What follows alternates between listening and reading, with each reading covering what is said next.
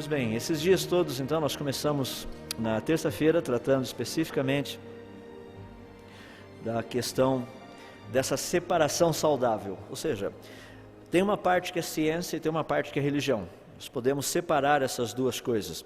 Existe o criacionismo científico e existe o criacionismo religioso. São duas coisas diferentes. O criacionismo científico, ele trabalha especificamente com a parte que é testável. Aquilo que a gente vai no laboratório e faz ensaios, testes, tubo de ensaio, essas coisas todas. Já o criacionismo religioso, esse não é testável. Então nós não podemos confundir essas duas coisas. Eu não quero dizer com isso que todo o criacionismo religioso esteja errado. Por exemplo, hoje pela manhã nós tratamos do criacionismo bíblico. O criacionismo bíblico, ele é perfeitamente compatível com a evidência que nós temos encontrado.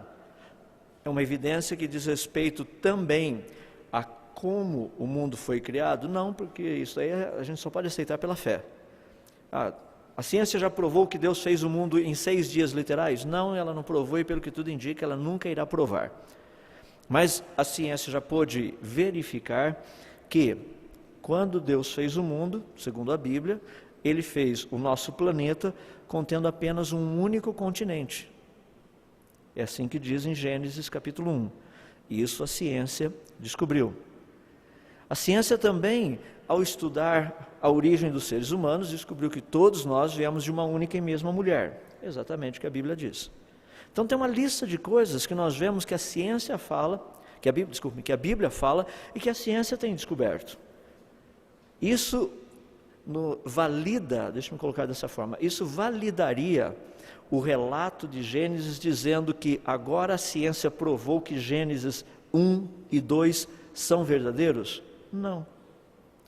É importante entendermos aonde a ciência está. O que eu quero mostrar é que o relato bíblico, ele não é contra a evidência científica conhecida. Não é. Pessoas acham que existe uma discrepância, mas não existe. O relato bíblico e a ciência devidamente estabelecida, eles não entram em contradição.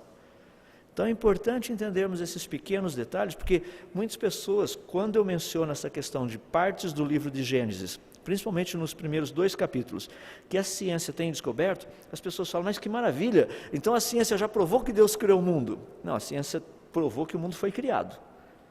A ciência não consegue dizer quem criou. Isso é pela fé. Sempre será assim.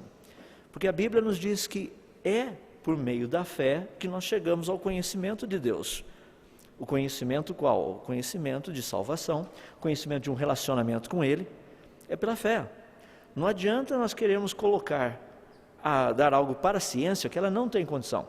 Tentar fazer com que a ciência prove que o Deus da Bíblia existe.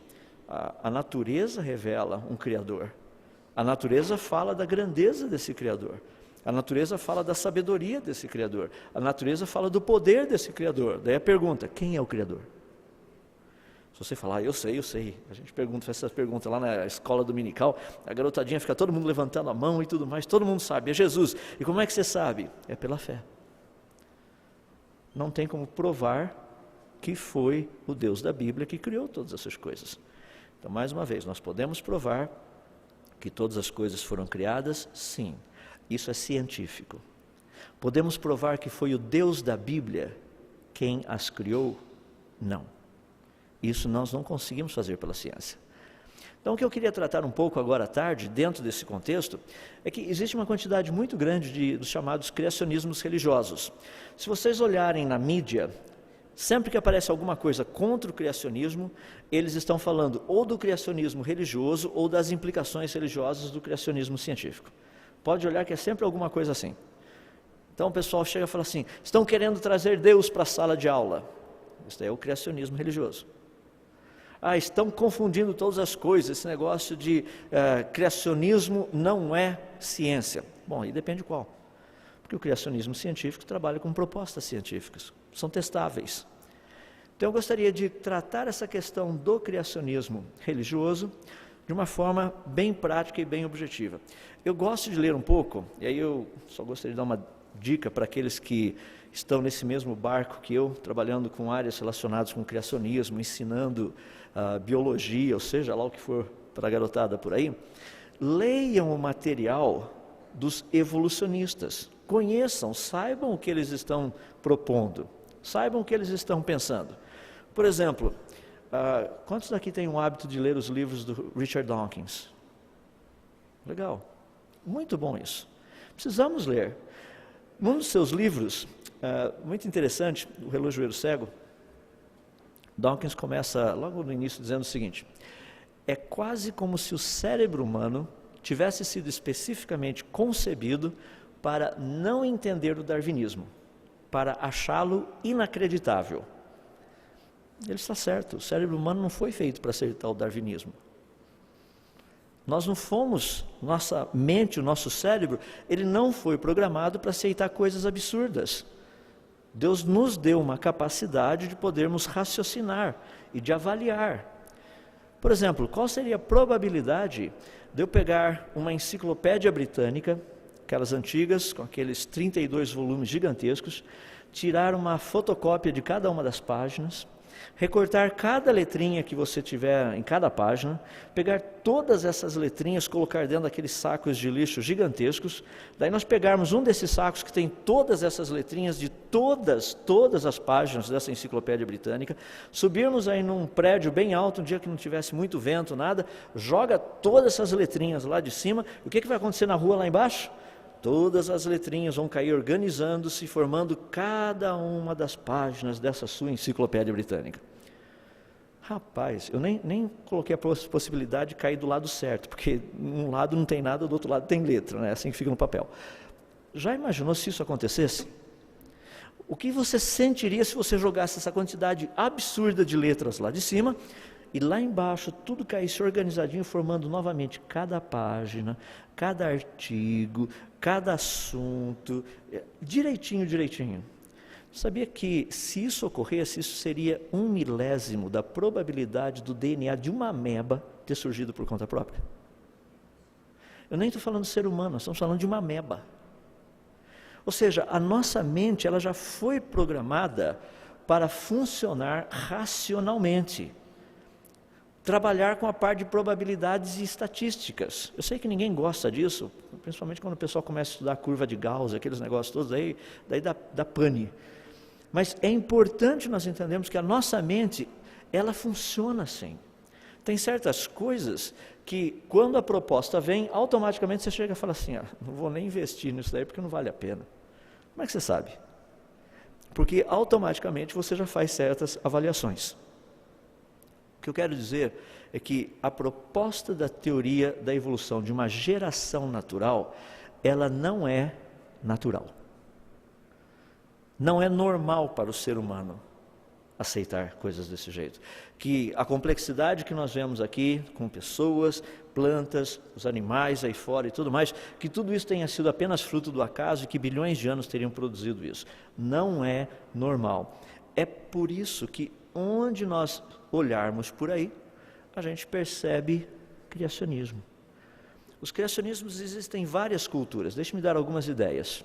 Por exemplo, nós temos criacionistas religiosos dentro de quase todas as religiões, dentro de quase todas as civilizações e grupos étnicos do nosso planeta. Por exemplo, como que o Japão surgiu? Se você for no shintoísmo, você vai perceber que tem 2 deuses lá, o Izanagi e o Izanami, e foi justamente desses 2 que surgiu a ilha do Japão. Você acredita? É uma forma de criacionismo, é assim que o pessoal conta. Isso aí foi passado de uma geração para outra, todo esse negócio. Para quê? A ilha do Japão surgiu desse jeito. Quando você pensa, por exemplo, no hinduísmo, Vaishvakarman, parece nome bonito de cachorro, mas de qualquer forma, esse é o Deus, é o arquiteto de todo o universo, e ele trabalhava sob as ordens de Brahma. Podia ser da Antártica, da Skol, de outros também, mas no caso aí foi do Brahma. Em outras palavras, ele foi o que criou todas as coisas, ele era o grande arquiteto, mas era um ordenando o outro e assim vai. E tem as explicações mais fascinantes a respeito de como o mundo foi criado. Alguns deles houve uma grande guerra, e do meio dessa guerra surgiu a ideia de fazer alguma coisa e alguns deuses que foram rebaixados e daí eles se tornaram, criaram uma outra raça para... Olha, é uma confusão o negócio. Se você pegar, por exemplo, dentro da mitologia inca, também tem o criador da civilização. Eu não vou nem tentar ler o nome do Zequinha aí, mas o Viracocha é o mais simples, deve ser o apelido dele, né? Então esse é o apelido do rapazinho aí. Mas esse foi o Deus que teria trazido à existência a civilização. Cada um desses povos, cada um deles, tem os seus mitos de criação. Nenhum povo que nós temos por aí, praticamente chegou, olhou todo esse negócio e falou assim, surgiu espontaneamente.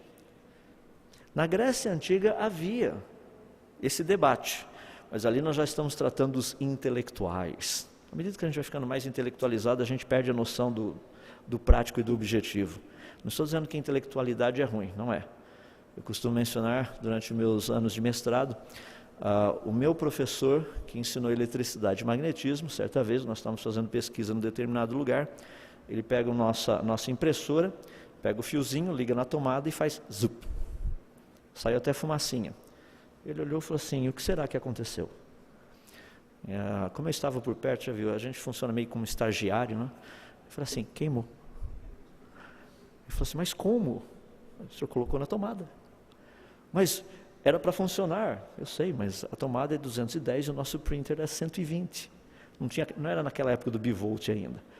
E ele ficou todo pensativo lá, querendo saber, afinal de contas, o que está acontecendo, porque o campo magnético produzido não sei aonde, os elétrons que passam para ali e para cá, falou, olha, se eu quiser pensar, pode pensar, eu vou fazer o seguinte, vou ver se eu acho uma outra impressora, porque a gente precisa imprimir esse negócio aqui, entende? Pode pensar o quanto o senhor quiser. Aí fui lá, achei uma outra impressora e imprimimos.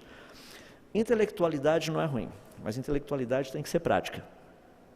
E quando nós estudamos muitos desses povos, eles nos dão ideias fabulosas a respeito da criação, mas não deixam de ser mitos, apenas mitos. Independente qual for a proposta, nós não temos como testá-los.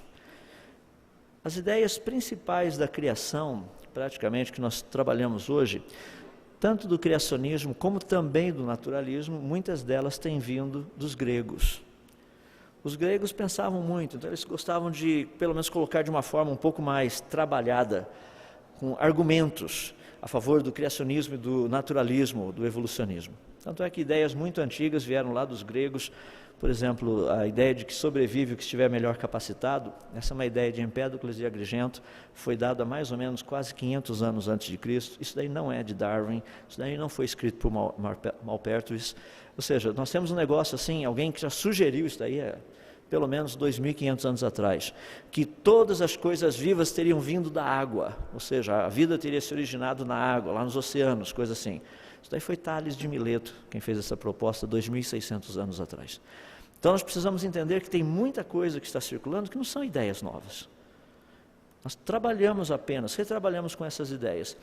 Agora, nós temos uma quantidade absurda de sugestões, como eu mencionei, dentro dessas muitas mitologias por aí. Quando eu penso em mitologia, eu estou me referindo a ideias que nem todos concordam. Tem alguns que concordam, outros não, alguns aceitam, outros não aceitam, estou dizendo dentro da mesma cultura.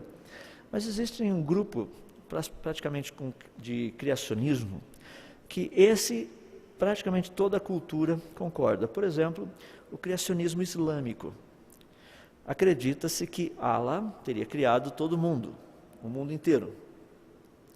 Um processo muitas vezes semelhante em alguns aspectos ao da Bíblia, em outras vezes não.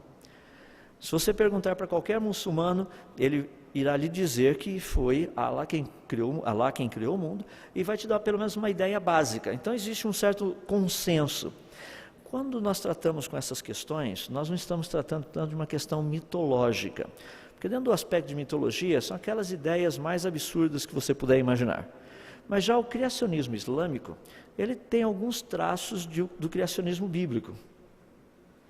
Tanto é que no mundo hoje, as maiores sociedades criacionistas têm sido trabalhadas e produzidas pelos muçulmanos. Para vocês terem uma noção, há 2 anos atrás foram lançados 3 livros chamados de Atlas da Criação. Existem em inglês.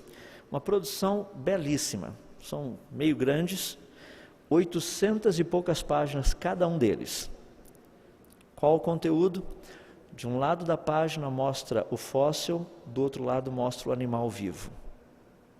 Fóssil, animal vivo. Fóssil, animal vivo. Fóssil, por exemplo, fósseis de tigres, de leopardos, de hienas, de crocodilos, de hipopótamos, de elefantes, e a lista vai, zebra, camelo e todas essas coisas, datados com 90 milhões de anos, datados com 100 milhões de anos, datados com 80 milhões de anos. O que isso significa?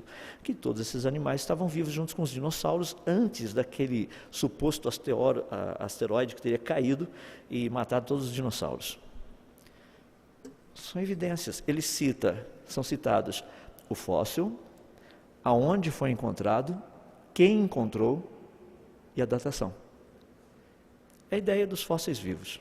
Então, a sociedade criacionista, promovida principalmente pelos muçulmanos, tem crescido muito.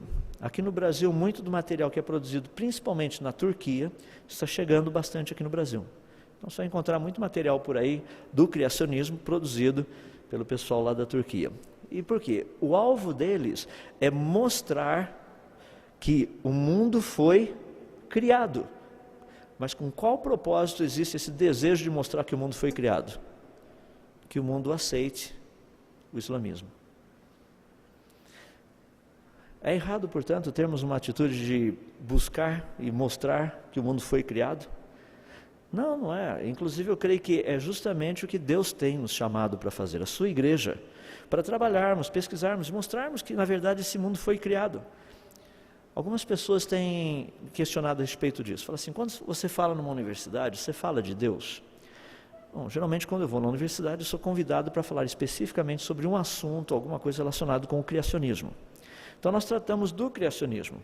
Daí chovem aquelas perguntas e a gente responde perguntas e tudo mais. Geralmente depois que toda essa parte foi trabalhada, daí existe aquela parte das perguntas que são interessantes. Quais? Quem é o Criador? Eu posso dizer, e eu sempre digo, quem eu acho que é o Criador, é minha fé. Mas por que você acredita nisso? Por que você diz que Ele é o Criador? E a gente vai desenvolvendo tudo isso. Então é importante perceber que ao deixarmos claro a situação de que o universo e a vida foram criadas, nós abrimos uma porta gigantesca dali para frente para começar a discutir quem é o Criador. Mas enquanto isso não estiver claro na mente das pessoas, nós não chegamos praticamente em lugar nenhum. Porque na mente deles continua ainda aquele pensamento: o mundo, o universo, a vida surgiram espontaneamente. Então nós temos aí o criacionismo islâmico, e um outro que tem sido muito trabalhado também, tem sido o criacionismo judeu, se bem que atualmente ele anda bem desvirtuado. O criacionismo judaico está mais voltado hoje, e parece muito mais com um evolucionismo teísta do que qualquer outra coisa. É aquela ideia, não, Deus criou o mundo, mas foi mais ou menos assim, Deus deu o pontapé inicial e estabeleceu as regras, e ele só, deu a primeira pancada e dali para frente tudo foi acontecendo. Então Gênesis capítulo 1 e capítulo 2 do Torá, nem sempre, e uma grande quantidade de judeus hoje acham que é totalmente filosófico, não tem nada a ver com a coisa. Bom, isso daí dá uma ideia para a gente desses criacionismos que estão por aí, mas esses são os criacionismos religiosos muito fortes. Deixa eu falar um pouquinho do movimento criacionista e a religião, porque isso aí está relacionado mais de perto conosco, com as nossas igrejas. Eu já fui em várias igrejas, possuem escolas cristãs, e daí o pessoal chega e fala assim, olha, nós estamos usando esse material aqui, e a metodologia que nós estamos fazendo assim, nós ensinamos tudo que o MEC manda, e a gente vai colocando os versículos do lado. É assim que nós ensinamos criacionismo. Isso não é criacionismo. Não é criacionismo. O que você está tentando é fazer duas coisas, misturar água e praticamente óleo e tentar achar que vai virar alguma coisa. Porque a hora que você coloca toda uma proposta, que é a proposta evolucionista, não tem como a gente chegar e depois colocar os versículos da Bíblia do lado. Ou você vai tirar o texto do seu contexto, ou você vai praticamente desregular todas as coisas do outro lado, que é a parte científica. Sendo bem prático, o pessoal fala assim, não, aqui nós temos a teoria da evolução. Olha que coisa fantástica, a evolução dos seres humanos. Daí de repente você coloca assim, aquela quantidade absurda de coisas que a evolução produziu, daí você coloca Salmo 104, 24. Senhor, quantas são as tuas obras, todas com sabedoria as fizeste, a terra está cheia de seres que criaste. Na cabeça da criançada, o que está ali? Evolução. Nossa, então tudo evoluiu, chegou tudo isso aqui, legal. Então foi Deus que fez isso. Foi Deus que fez. Como começou?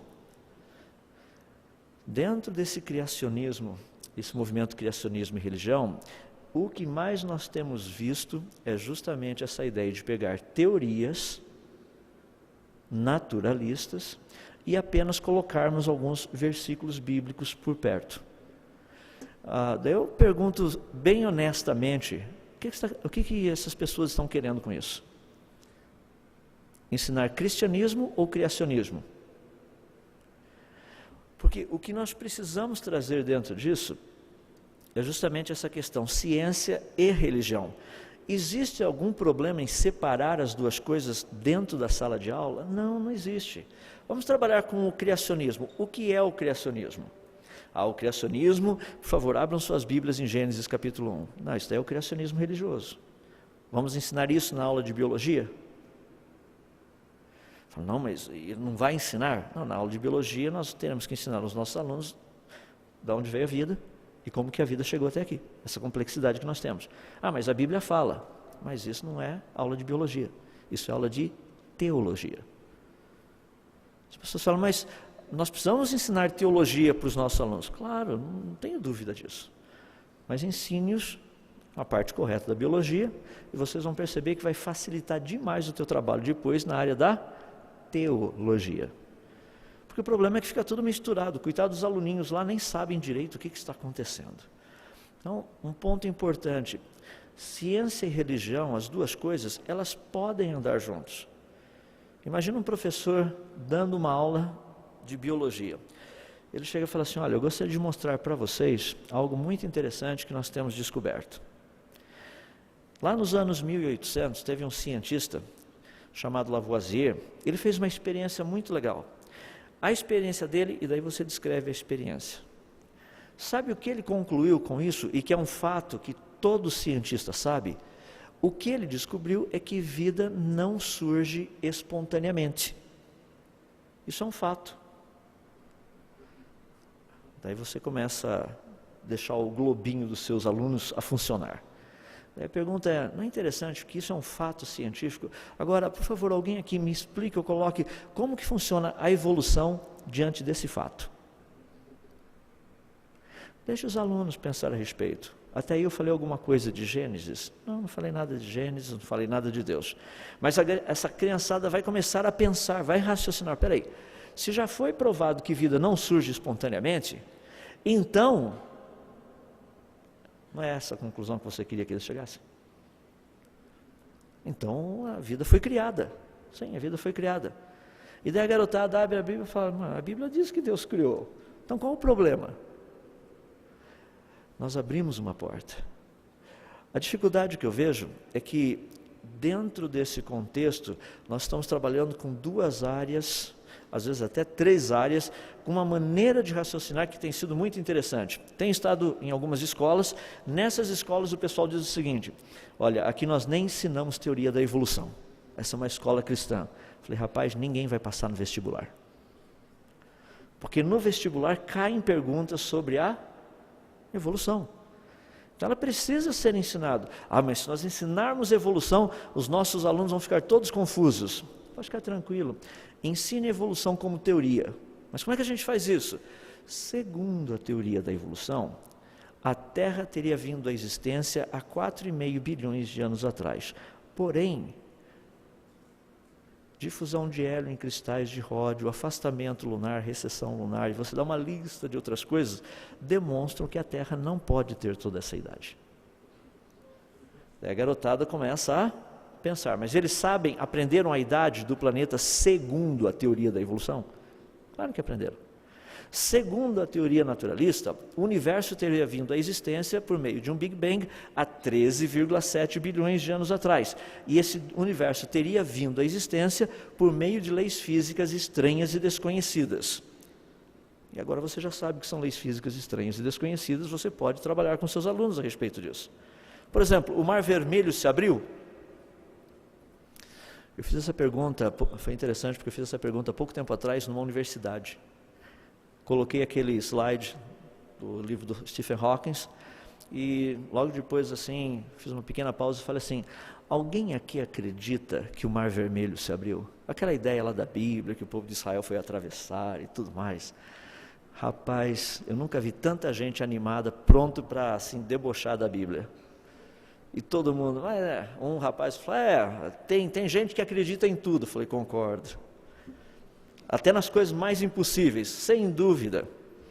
Alguém daqui consegue conceber que leis físicas estranhas e desconhecidas poderiam ser consideradas algo crível, ou seja, algo que você pode acreditar? O pessoal olhou e falou assim, mas é óbvio. Eu coloquei o slide do Stephen Hawking. Como que surgiu o universo? Por meio de leis físicas estranhas e desconhecidas. Qual a diferença entre o Mar Vermelho abrir e o universo vir à existência? Nenhuma. As duas só se aceitam pela fé. Inclusive um rapaz levantou um argumento muito interessante e falou assim, mas se um dia descobrirem essas leis? Eu falei, você está pedindo para eu crer? Porque ainda a gente está tratando de fé. Me mostra as leis, daí não é mais fé. Mas talvez lá no futuro, talvez, você disse bem. Você acredita que eles vão descobrir ou não? Ele não queria usar a palavra acredita, mas não tinha como escapar, né? Eu acredito que sim. Se ele falar, eu tenho certeza, também ele está acreditando, não tem jeito. Ou seja, toda uma questão de fé. Então precisamos aprender a separar e sem medo. Não é um problema. Quando nós ensinamos nossos filhos, ensinamos as pessoas lá na nossa igreja, as minhas filhas, geralmente nas provas, durante a época que elas estavam fazendo o ensino médio, o professor fazia as perguntas e elas respondiam. E tinha uma delas que, ela é professora agora, ela era muito interessante, ela chegava lá e colocava as suas ideias todas e de repente colocava mais umas coisinhas extras. Umas coisinhas que ela tinha aprendido lá em casa. E o professor às vezes tirava até ponto. Um dia eu fui conversar com o professor. Por quê? Ele falou assim, não, mas olha a resposta. Eu falei, a resposta está certa. Mas olha o que ela disse aqui. Eu falei, qual o problema? Isso é um absurdo. É mesmo? Eu já fui meio preparado, já aproveitei e peguei as publicações científicas e falei, o senhor está chamando essas pessoas de absurdas? Foram elas quem publicaram isso. Minha filha só respondeu o que esse povo achou. Está aqui a publicação científica. Mas eu não sabia disso. Então, 2,5 pontos na sua carreira profissional aí. Porque deveria saber. Afinal de contas, minhas filhas estão aprendendo aqui, elas estão ensinando coisas que o senhor não sabe. Como é que pode uma coisa dessa? É importante, como cristãos, nós sabermos e conhecermos e podermos trabalhar essas questões.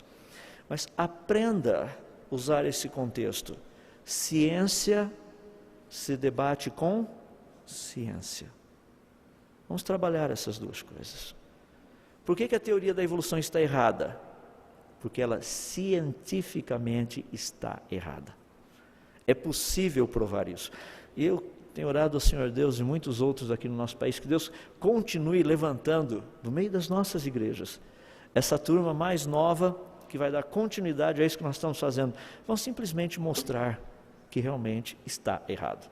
Eu não sei quantos de vocês têm lido um pouquinho de coisas por aí, eu estava conversando até com um grupinho há pouco tempo atrás, para o pessoal mais novo, aqueles que não se casaram ainda, que não são muitos aqui não, mas alguns, provavelmente seus filhos vão chegar assim para você e falar assim, ô pai, ô mãe, é verdade que na sua época o pessoal ensinava darwinismo? Rapaz, vocês eram atrasados, hein? Eu quero dizer para vocês que a teoria de Darwin não irá cair, ela já caiu. É que não tem outra coisa para colocar no lugar. As suas teses básicas já foram refutadas. As pessoas não entendem isso. Se você quiser, leia os livros de Darwin, é um livro só, A Origem das Espécies, que inclusive dia 24 de novembro agora, está sendo comemorados 150 anos da publicação desse livro. 6 versões diferentes. Leia o que Darwin escreveu em cada uma delas, veja quais são as mudanças que ele fez e procure observar o que a ciência tem a dizer a respeito. Inclusive, eu comecei um projeto, estava trabalhando bem sério nele o ano passado, parei no comecinho desse ano. Eu iria lançar agora, no dia 24 de novembro, um livro chamado A Origem das Espécies, 150 anos depois. O único problema é que o livro ia ter umas 600 páginas, mais ou menos, achei que ninguém ia ler. E realmente não ia ler, porque você tem a teoria, o livro de Darwin, A Origem das Espécies, e do lado eu fui colocando praticamente o que a ciência descobriu, primeiro o que aquilo significa, o que ele escreveu ali, o que significa, e o que a ciência descobriu a respeito daquilo.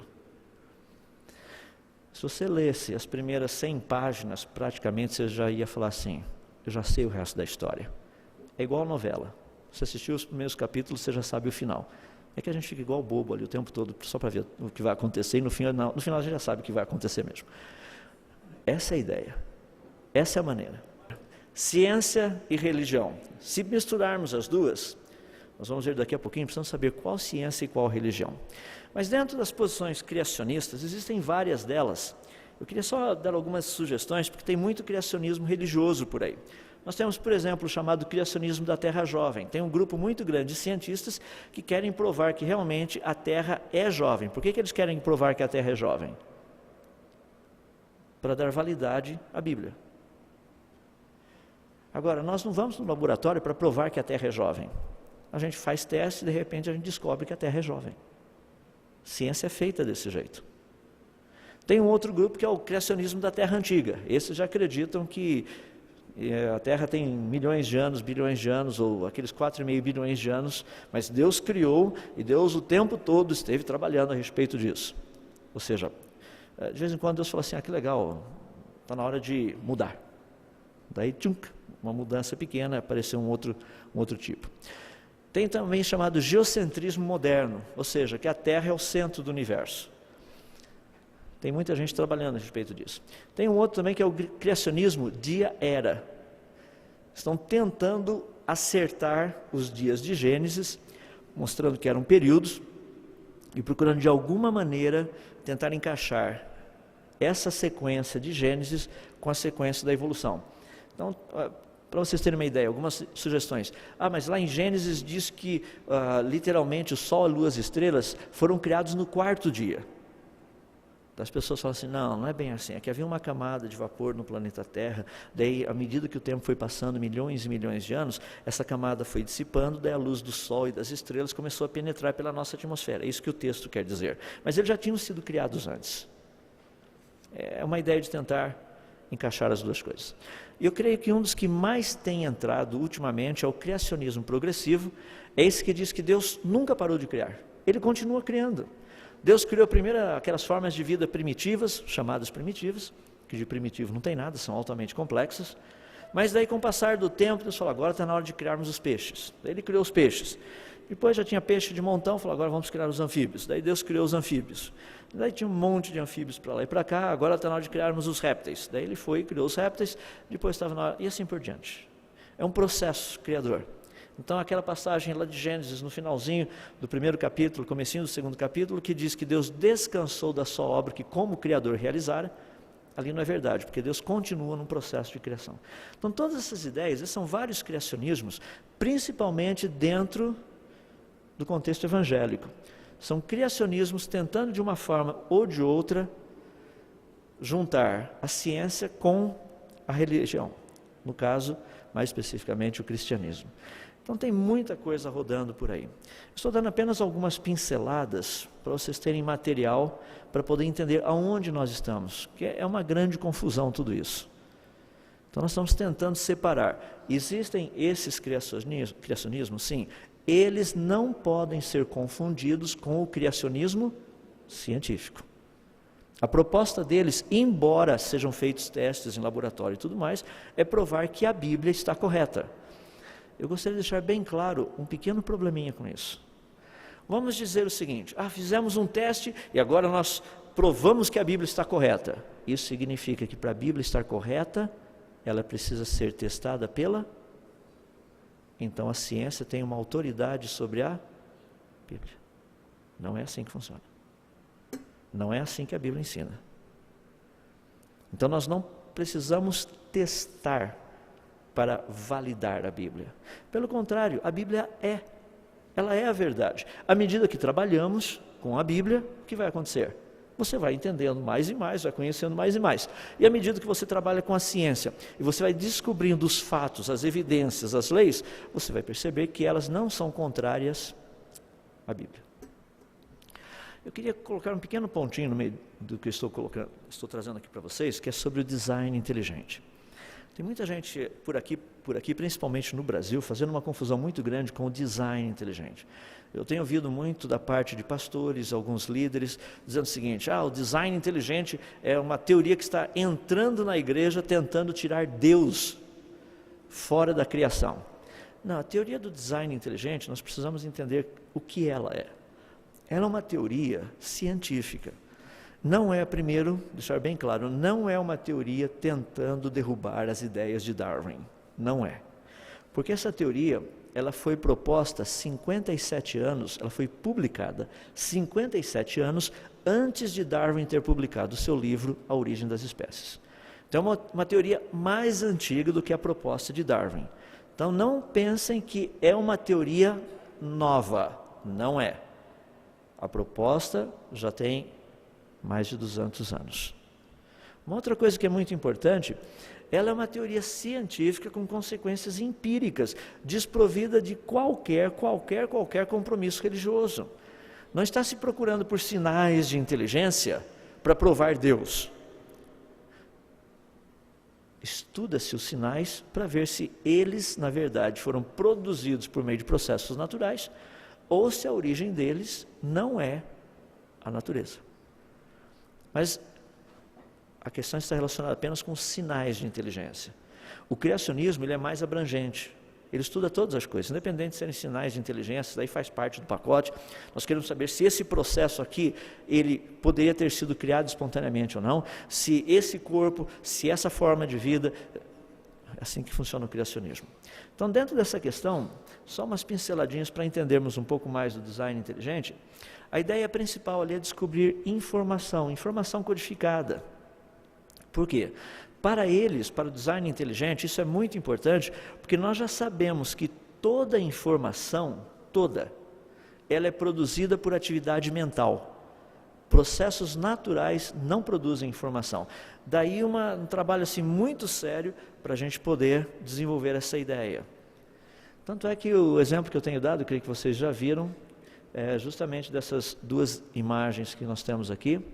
Eu sempre pergunto às pessoas: o que você está vendo na imagem da direita? O pessoal fala: estou vendo um cavalo, um pônei. E na da esquerda? Da esquerda estou vendo um cachorro, uma ovelha. No fundo, o que nós estamos vendo são plantas. Mas você identificou uma forma. Por quê? O que você está identificando é informação. Você sabe que processos naturais não produzem aquilo. Então nós temos todo um trabalho bem interessante nessa área de design inteligente, que muitas vezes tem sido confundido.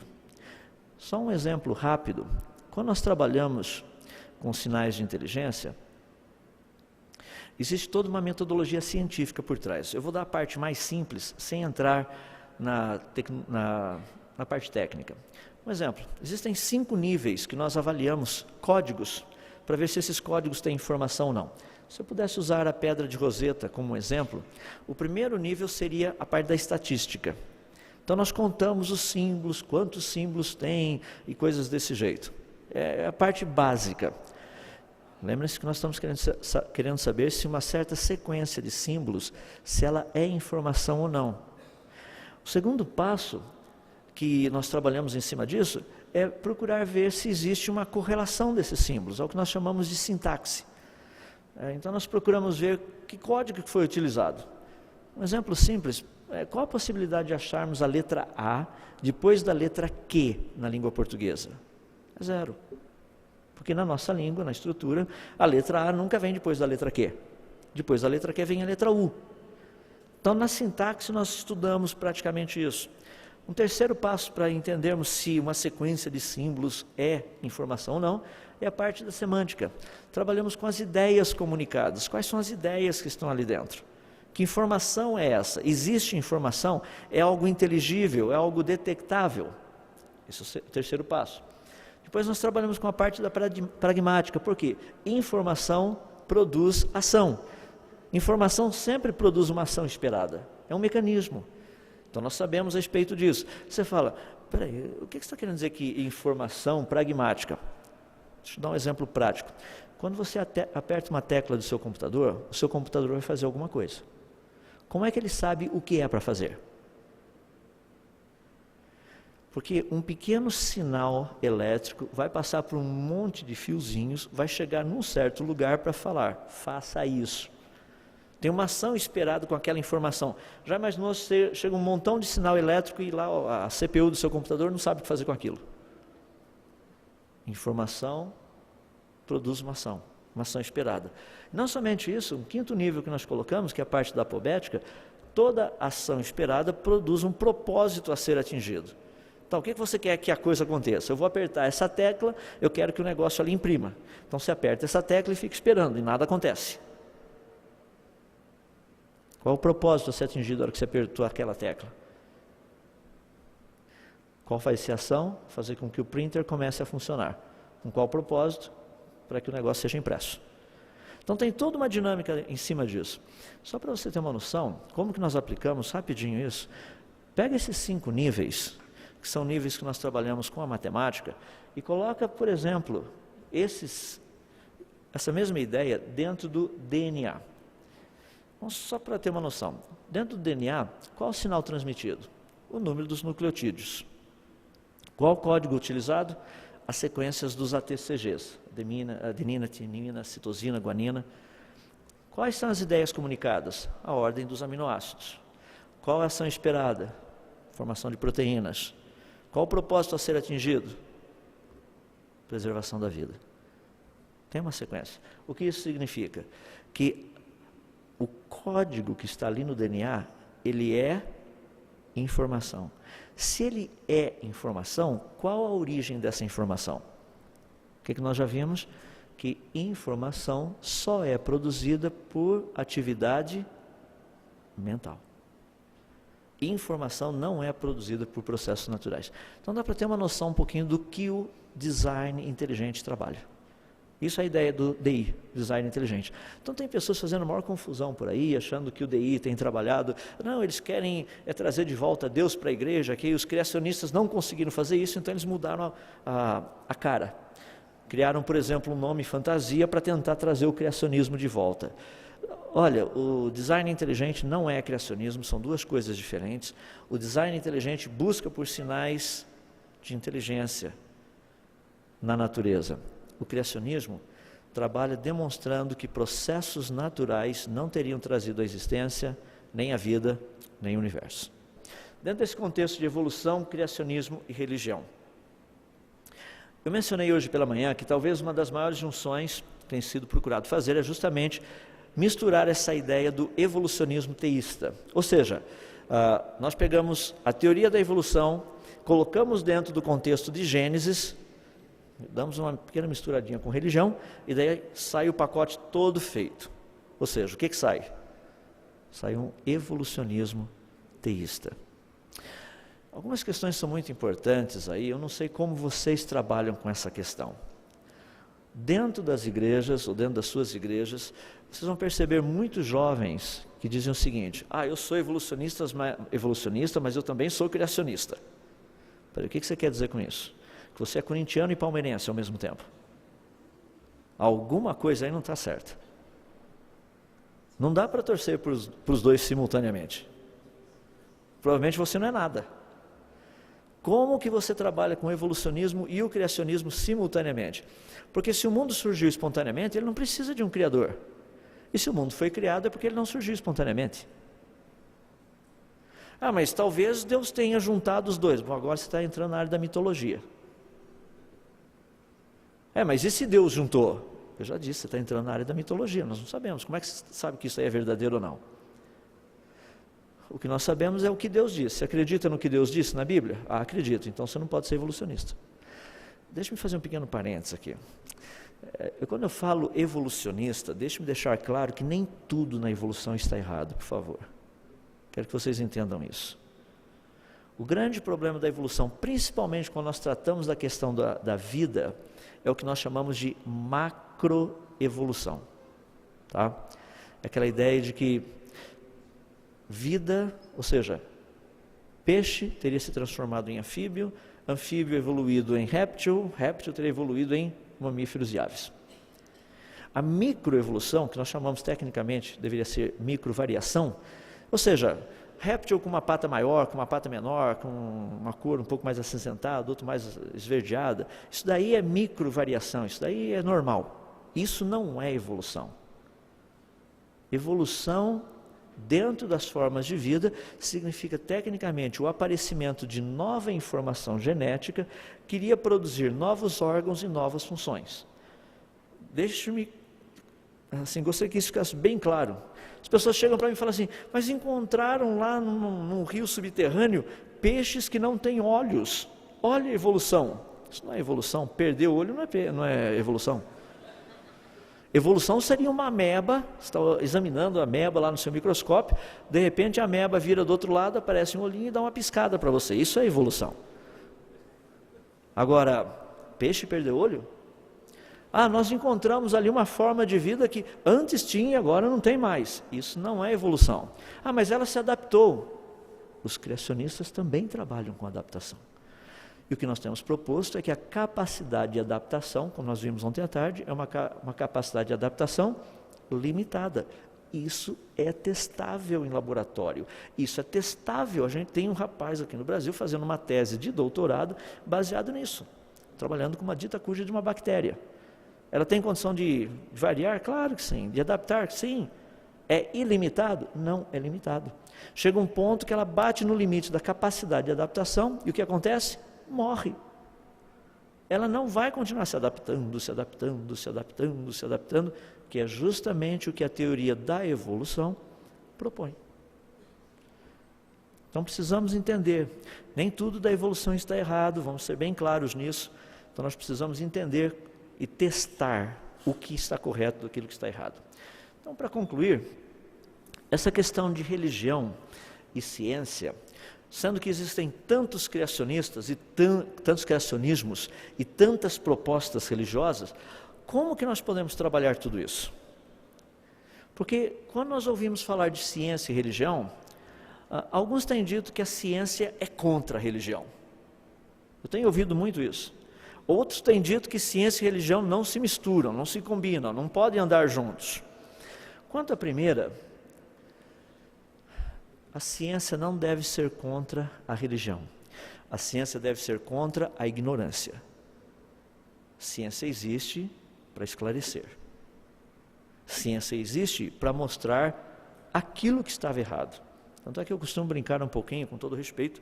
Vocês conhecem aquele famoso brasileiro, o nome dele era Chico Toicinho.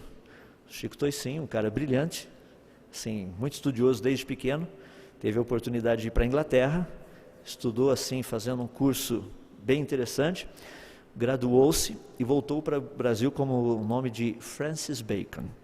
Então, o Chico Toicinho virou Francis Bacon. Bom, a primeira parte não tem nada a ver, mas deixa eu falar um pouquinho do Francis Bacon, porque é verdade. Francis Bacon, que era um criacionista, ele desenvolveu um método chamado método científico. Com qual propósito? Separar o que é mito de realidade. Essa foi a proposta com o método científico. Precisamos aprender a usar isso até hoje. Ciência deve trabalhar com isso, para separar aquilo que é mito, Big Bang, daquilo que é realidade, as estruturas que nós encontramos no universo. Para separar aquilo que é mito, que vida surgiu espontaneamente, daquilo que é uma realidade, a complexidade da vida. Separar mito de realidade. Assim deve funcionar o método científico. Quando as pessoas dizem, não, mas tem alguns que dizem que ciência e religião não andam juntos, ou não se misturam, a pergunta que nós devemos fazer é uma bem simples. Qual ciência e qual religião? Volto na tese que eu coloquei hoje pela manhã. Toda ciência devidamente estabelecida e toda a Bíblia corretamente interpretada nunca entrarão em contradição. Teste, só por curiosidade, estude qualquer um dos outros criacionismos que a gente tem por aí, sem ser o criacionismo bíblico, e procure comparar esses criacionismos com o que a ciência tem descoberto. Depois pegue o que a Bíblia nos diz e compare com o que a ciência tem descoberto como leis e evidências, não teorias. Deixar bem claro, gente chega para mim e fala assim, mas a teoria da evolução e a Bíblia não batem. É verdade. A teoria da evolução é uma teoria. Então nós não podemos nos preocupar com isso, é uma teoria. Então precisamos entender aonde nós estamos. Precisamos fazer uma separação? Sim. Criacionismo científico, criacionismo religioso. Algum problema em fazer essa separação? Nenhuma. Lembrem-se do princípio que eu dei, aquele do próprio Senhor Jesus. Dai a César o que é de César, dai a Deus o que é de Deus. Aprender a fazer distinção entre essas duas coisas. O criacionismo científico, ele é religioso? Não. Ele não está baseado em pressuposições religiosas. No entanto, ele possui implicações religiosas. Mas e o criacionismo bíblico? Ele é testável? Nós não temos como testar o como Deus fez o mundo, mas ele nos deixa evidências de que está perfeitamente correto o que foi proposto na Bíblia. Como eu mencionei, os exemplos básicos que eu dei, um supercontinente, a Pangeia, todos viemos de uma única e mesma mulher, o processo da formação da mulher através daquela pequena cirurgia que Deus fez em Adão, todos esses mecanismos. Okay? Agora, uma palavra final para você ir para casa pensando. Como que nós podemos nos preparar então para estarmos aptos para tratar desses assuntos de uma forma coerente e consistente? O que eu vou propor é meio estranho, mas eu gostaria de deixar por aí. E deveria ser o normal. Primeira coisa, peça ao Senhor Deus capacidade de caminhar nessa jornada. Porque geralmente quando eu dou palestras, na segunda-feira o pessoal já quer ir na escola e acabar com os professores. E o que acontece é que os professores acabam com eles. Falou, olha, precisa estudar, precisamos aprender. O que nós vimos aqui foi apenas uma pequena porta aberta. Entre e conheça esse material. Existe muito material no português? Não, não existe. Infelizmente não existe, é muito pouco. No Brasil nós temos uma pobreza de criacionismo que nós estamos quase igual à fome zero. Tem muita coisa para a gente fazer para ser resolvido aí. Muita coisa que realmente precisamos trabalhar. Então que Deus possa estar levantando outras pessoas, mais gente para essa área. E de onde virão esses? A minha expectativa e a minha esperança é que virão das classes de escola dominical, virão dos bancos da igreja que você ensina e prega. Vamos pedir a Deus que Ele levante mais obreiros nessa área também. Vamos orar? Querido Deus, mais uma vez nós estamos buscando a Tua presença, agradecidos por tudo aquilo que o Senhor tem feito por nós.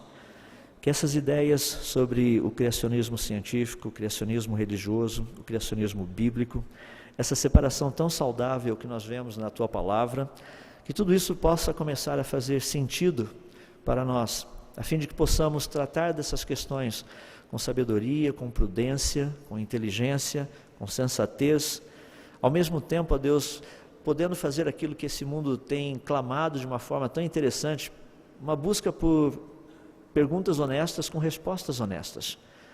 Ajuda-nos a respondermos as perguntas que o mundo está fazendo com as respostas corretas. Muitas vezes as perguntas nos são feitas, mas as nossas respostas não têm nada a ver com a pergunta. Precisamos aprender a responder o que nos foi perguntado. Ajuda-nos, portanto. Muito obrigado por essas oportunidades, compartilharmos essas coisas, que o Senhor graciosamente possa nos ajudar a seguirmos em frente nessa caminhada.